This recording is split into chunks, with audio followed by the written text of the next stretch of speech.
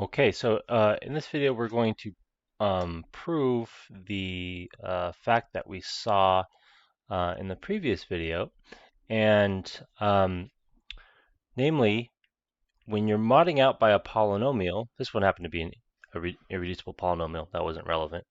When you're modding out by a polynomial, the degree of the polynomial that you mod out by tells you that you can always express polynomials mod whatever as a polynomial of degree less than this. So lemma, every polynomial A, I should write A of t, but I'm just going to say A is congruent modulo m to a unique polynomial of degree less than the degree of m. So the proof of this is very easy. Pick any A in k of t. By the division algorithm, there exists unique Q and R in k adjoin t such that A is mq plus r, where the degree of r is less than the degree of m. Okay. Now what do we notice here? Well, this term here is divisible by m,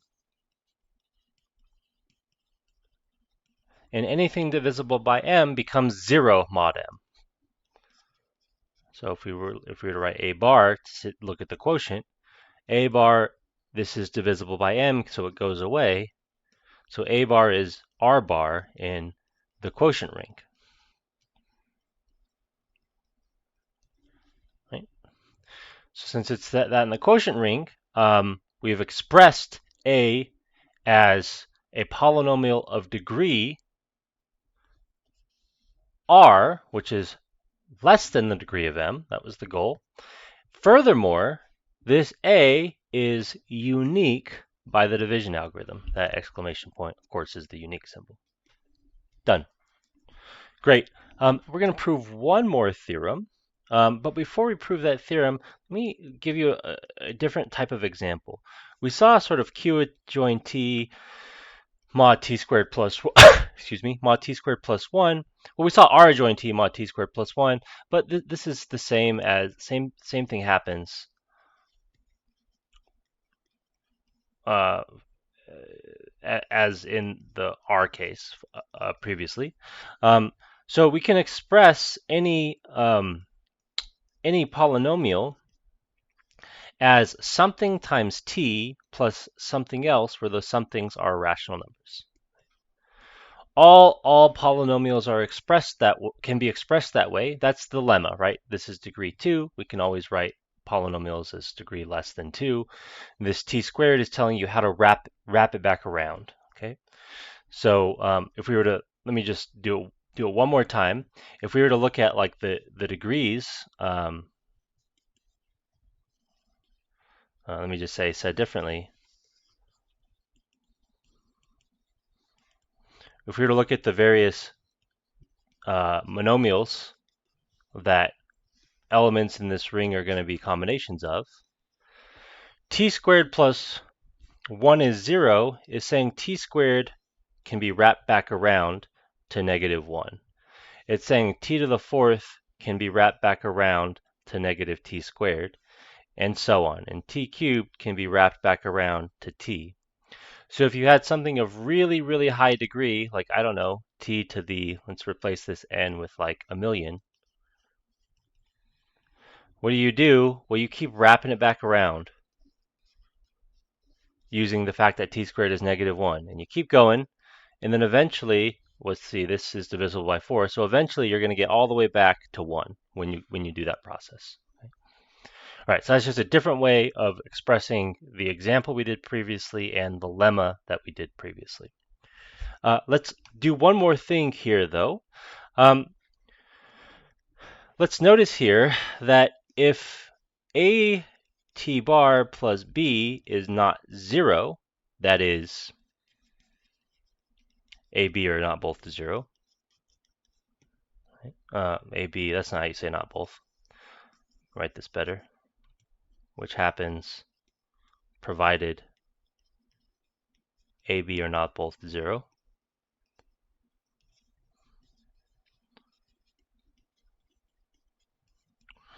Then what? Well, then let's look at AT bar plus B times negative AT bar plus B. Okay, how do we do this multiplication? Well, we just FOIL, right? FOIL. So what are we going to get? We're going to get AT bar times negative AT bar. That's negative A squared T bar squared. And then this is a difference of squares, so the cross terms cancel, and then we're going to get plus B squared.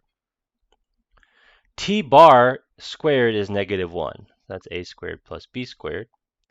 Since A and B are not both 0, this is a non-zero quantity.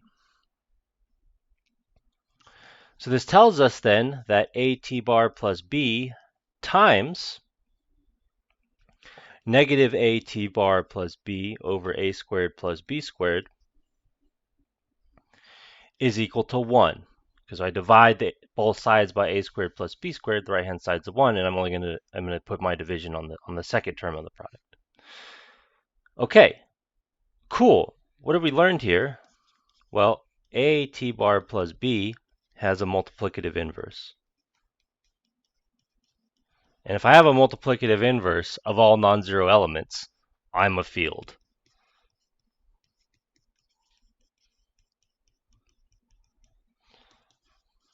In fact, we can even recognize what this field is. This field is isomorphic to, it's not equal, of course, because we have T bar instead of I, but this field is isomorphic to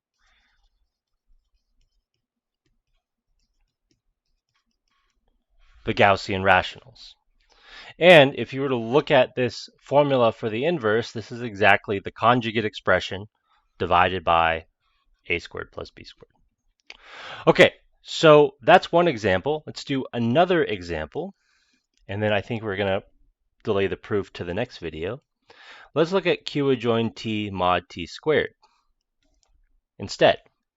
Now, by the lemma and what we were saying here, this is AT plus B, where A and B are in Q. And notice something. Set theoretically, that's exactly the same set as before. Exactly the same set.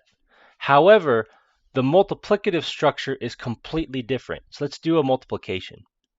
Of course, the additive structure is the same as well, but the multiplicative structure is completely different. So let's do this product. What do we get? We're going to get AC T bar squared, and then the linear guys are going to be AD plus BC, and then the constant terms will be BD. Great. Now, T bar squared, what we're modding out by T squared. So or if you want, so you can think about this as T squared minus 0, if that's helpful. So we're setting T squared equal to 0. So this first term goes away entirely.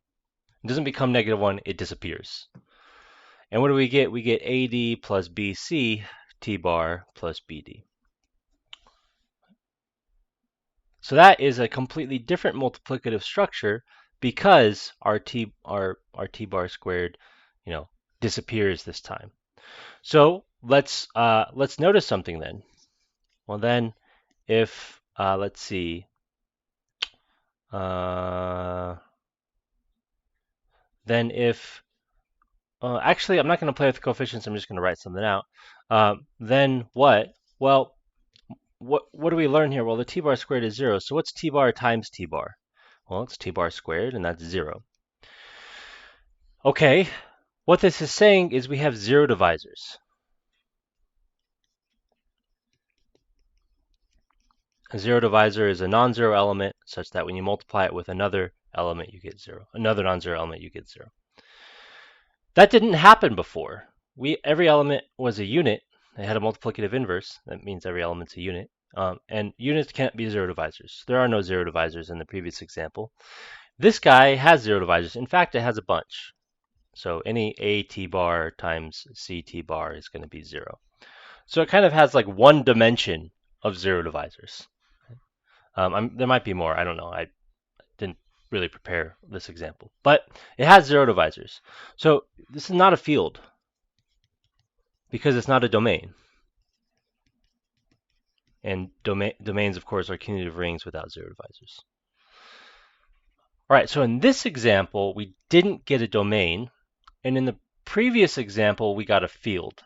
What is the difference here? Well, the modulus polynomial